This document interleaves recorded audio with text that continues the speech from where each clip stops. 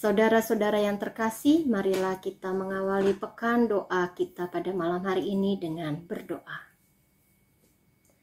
Allah Bapa yang Maha Kudus, Allah yang bertata di dalam kehidupan kami, puji dan syukur kami naikkan kepadamu ya Tuhan, atas kasih setia dan juga anugerah keselamatan yang Engkau berikan bagi kami, sehingga kami dimampukan oleh-Mu untuk dapat menjalani kehidupan kami di dunia ini. Tuhan Allah Bapa yang Maha Kuasa, kami datang sebagai anak-anak-Mu bersatu hati, ingin bersama-sama menaikkan doa-doa kami kepadamu ya Tuhan. Engkau hadir bersama-sama dengan kami pada saat ini. Engkau bersuara bagi kami ya Tuhan pada saat kami mengangkat puji-pujian kepadamu. Engkau bersuara bagi kami pada saat firman-Mu ditaburkan bagi kami. Engkau pun bersuara bagi kami pada saat kami berdoa kepadamu. Tuhan Allah Bapa yang Maha Kuasa, biarlah kegiatan kami pada malam hari ini Engkau saja yang hadir dan menyertai kami dari awal hingga sampai dengan pada akhirnya, sehingga berkat Tuhan tetap terus melimpah bagi kami. Penyertaan-Mu tetap terus hadir bagi kami. Inilah doa kami ya Tuhan, yang kami alaskan di dalam nama Tuhan Yesus Kristus yang sudah menyelamatkan kami. Di dalam nama Yesus kami berdoa. Amin.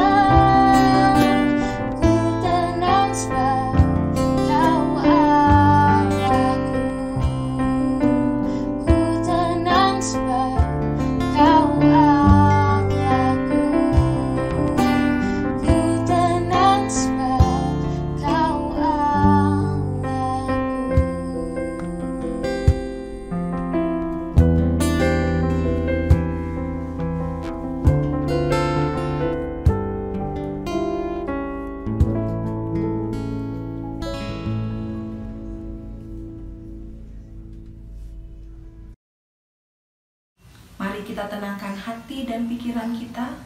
Mari kita bersatu di dalam doa. Allah Bapa yang bertatah di dalam kerajaan sorga, kembali lagi kami datang ke hadirat-Mu yang Maha Kudus. Kami bersyukur dan berterima kasih ya Tuhan, atas setiap penyertaan Tuhan, atas setiap kasih karunia Tuhan yang boleh Tuhan nyatakan dalam kehidupan kami. Hingga saat ini ya Tuhan, kami masih diberikan kesempatan, waktu, hati dan pikiran untuk kami kembali menghadap hadirat-Mu yang Maha Kudus. Terlebih lagi ya Tuhan, kami bersyukur pekan doa yang boleh berjalan dalam beberapa hari ini, itu semua karena kasih karunia Tuhan. Itu semua karena cinta kasih Tuhan yang boleh Tuhan nyatakan kepada setiap kami anak-anak Tuhan. Kami rindu ya Tuhan menantikan kebenaran firman Tuhan. Kami rindu Tuhan berbicara kepada setiap kami anak-anak Tuhan.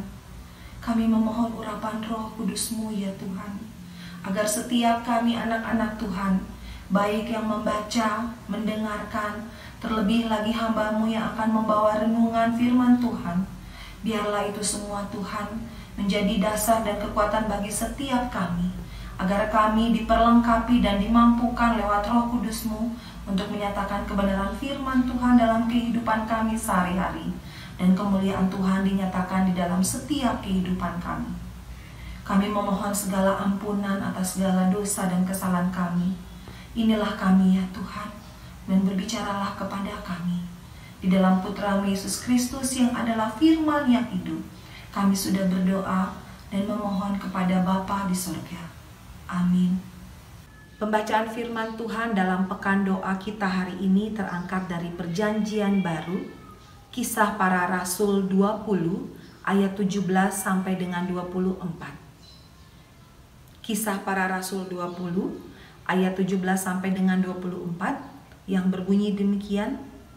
Karena itu ia menyuruh seorang dari Miletus ke Efesus dengan pesan supaya para penatua jemaat datang ke Miletus. Sesudah mereka datang, berkatalah ia kepada mereka, "Kamu tahu bagaimana aku hidup di antara kamu sejak hari pertama aku tiba di Asia ini. Dengan segala rendah hati aku melayani Tuhan. Dalam pelayanan itu, aku banyak mencucurkan air mata dan banyak mengalami pencobaan dari pihak orang Yahudi yang mau membunuh aku. Sungguh pun demikian, aku tidak pernah melalaikan apa yang berguna bagi kamu.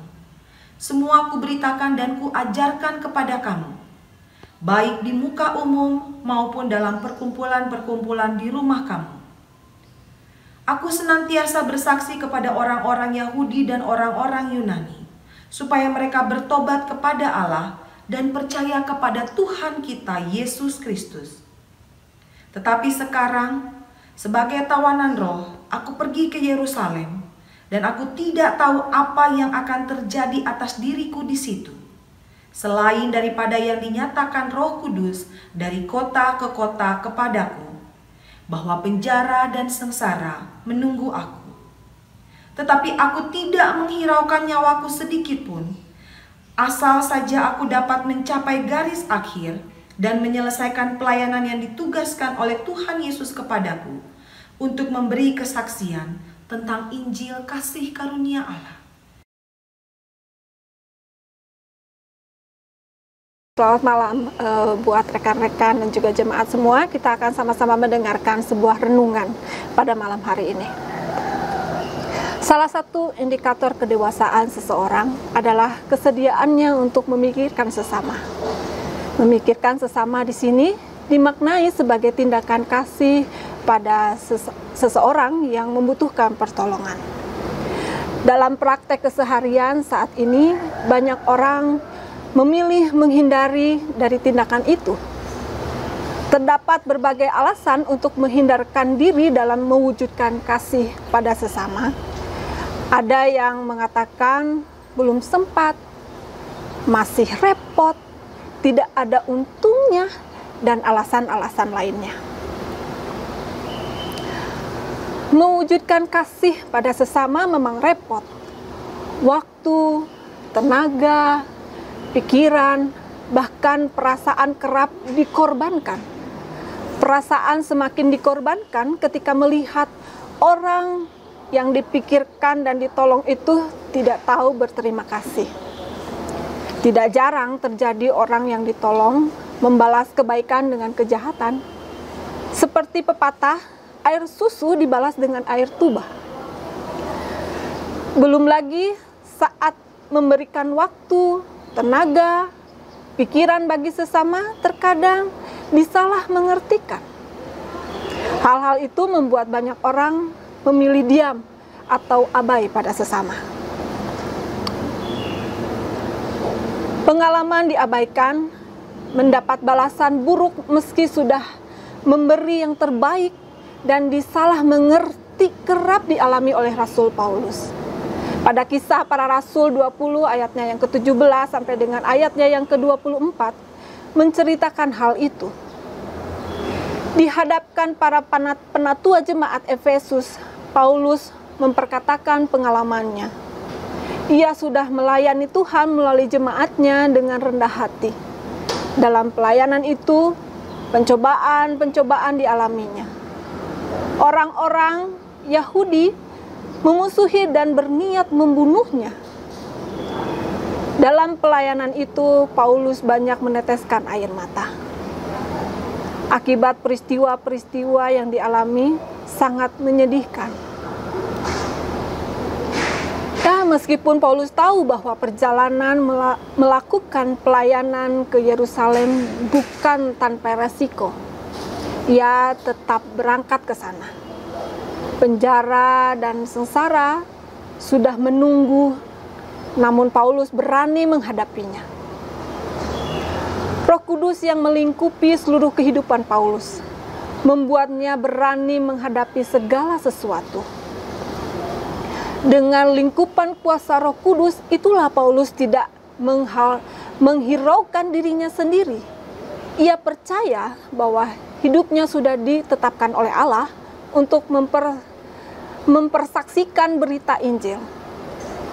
Karena itulah Rasul Paulus menyatakan bahwa dirinya akan tetap melayani meski dalam pelayanan yang dijalaninya sangatlah berat. Nah, berikut ini kita akan mendengar cerita dari Ibu Elisabeth Lasmiati atau yang kita kenal dengan sapaan Makde mengenai pengalaman Bajem Ujung Berung dalam pelayanan yang juga sama seperti Paulus mengalami penolakan dan rintangan. Mari kita saksikan. Pengalaman yang Makde rasakan di Bajem Ujung Berung ini, terutama kita mungkin berangkat dari pelayanan masyarakat lingkungan di mana sekretariat Bajem Ujung Berung itu yang terletak di 202 itu, kita mengadakan pelayanan posyandu. Awal dulu kita mengalami penolakan itu waktu kita melayani posyandu di kantor RW setempat. Tapi dengan hal itu kami tidak merasa putus asa atau sakit hati.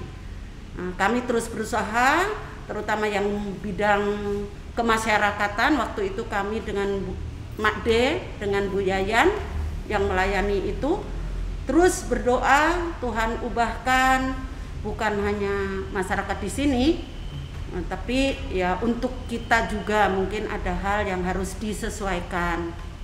Nah, puji Tuhan sampai sekarang pelayanan posyandu itu masih berjalan dengan baik, walaupun lingkupnya sekarang hanya di tingkat RT. Oh, jadi makin kecil sebenarnya.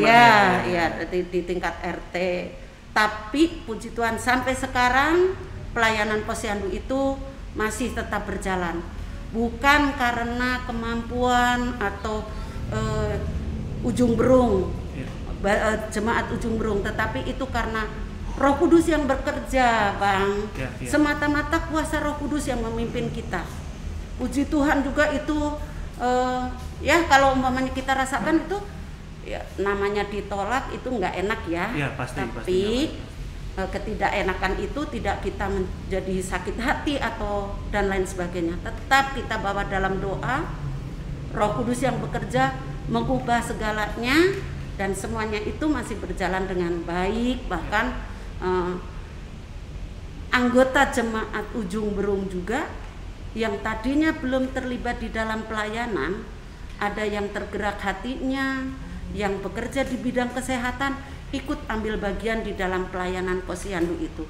Itulah Roh Kudus yang bekerja. Ya, kalau bukan Roh Kudus yang bekerja, kayak mustahil. Ya, tidak mungkin. Ya kalau kita mengandalkan kesakit hatian, mundur dari waktu itu. Tetapi tidak, Bajem Ujung Berung tidak seperti itu. Semua mengandalkan kuasa Roh Kudus. Tetap mewujudkan kasih pada sesama sebagaimana dilakukan oleh Rasul Paulus merupakan teladan baik bagi kita.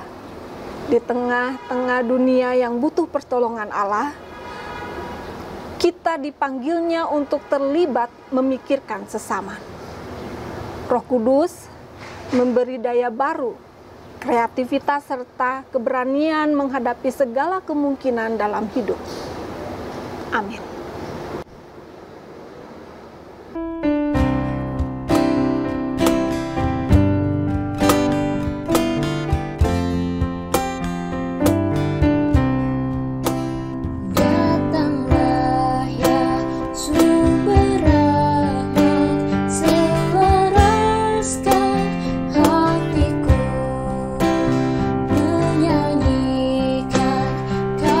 Selamat yang tak kunjung berhenti, ajarku madah indah kita bawa surgamu. Aku puji gunung kokoh, gunung pengasihanmu.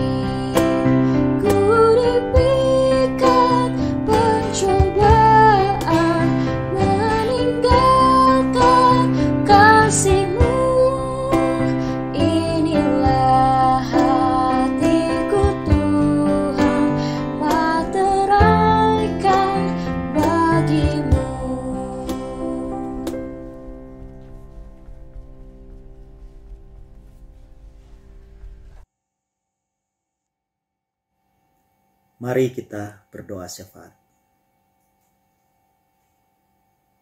Allah Bapa yang di sorga, Bapa yang kami kenal di dalam Tuhan Yesus Kristus, kami memuji dan memuliakan Tuhan atas segala karunia Tuhan yang boleh Tuhan nyatakan kepada kami.